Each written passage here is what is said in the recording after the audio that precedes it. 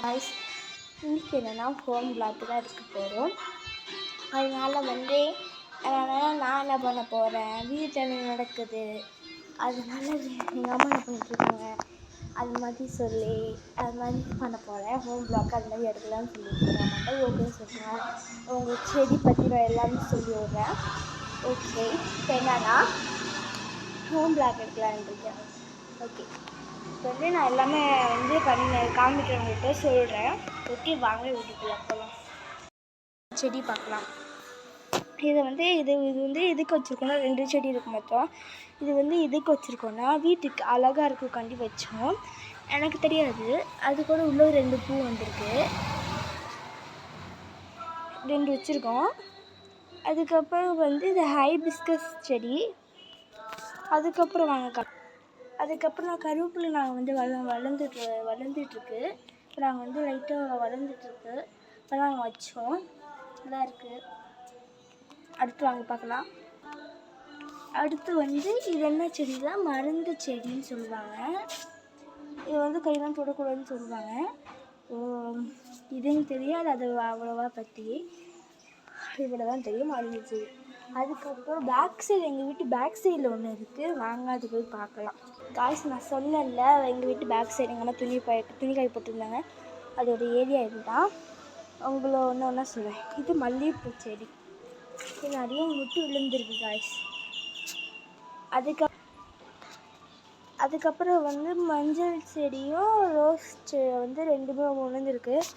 Yellow செடியும் அதுக்கப்புறம் red colour செடியும் ரோஸ் விழுந்துருக்கு. அதுக்கப்புறம் என்னன்னா ஓமவல்லி செடின்னு சொல்லுவாங்க இந்த செடி. அது நாங்கள் இப்போ தான் வளர்த்துருக்கோம். அது நல்லா வளர்ந்துருச்சு. நான் எனக்கு இப்போ சளி பிடிச்சதுனால இது குடிச்சிங்கன்னா வச்சுக்கோங்க, நீங்கள் நல்லா இருக்கலாம், அந்த மாதிரி இருக்கும். ஓகே, இது ஓமவல்லி செடி. இது துளசி செடி, நல்லா பார்த்துக்குவோம். நாங்கள் இன்னொன்று துளசி செடி வச்சுருந்தோம், அது வாடி போயிடுச்சுனால நாங்கள் தூக்கி வச்சுட்டோம். இப்போ இது மட்டும் நல்லா இருக்குது, ஆனால் இது கண்டிப்பாக நல்லது, நீங்கள் குடிச்சு பாருங்கள், ட்ரை பண்ணிக்கலாம். ஓகே, அடுத்தது பார்க்கலாம். அதுக்கப்புறம் அலோவேரா செடி, இது நாங்கள் 2மே வச்சுருக்கோம்.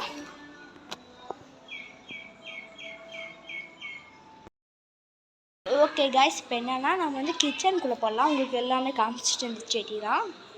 ஓகே, நம்ம கிச்சனுக்குள்ளே போகலாம். நம்ம கிச்சனுக்குள்ளே போகலாம். ப்ரான் கிரேவி வைக்கலாம்னு சொல்லியிருக்காங்க எங்கள் அம்மா, அதெல்லாம் ப்ரான் இருக்குது. இந்த ப்ரான் கிரேவி வைக்கலாம்னு சொல்லி ப்ரான் இருக்குது. அதுக்கப்புறம் நான் சிக்கன் க்ளீன் பண்ணிகிட்ருக்காங்க.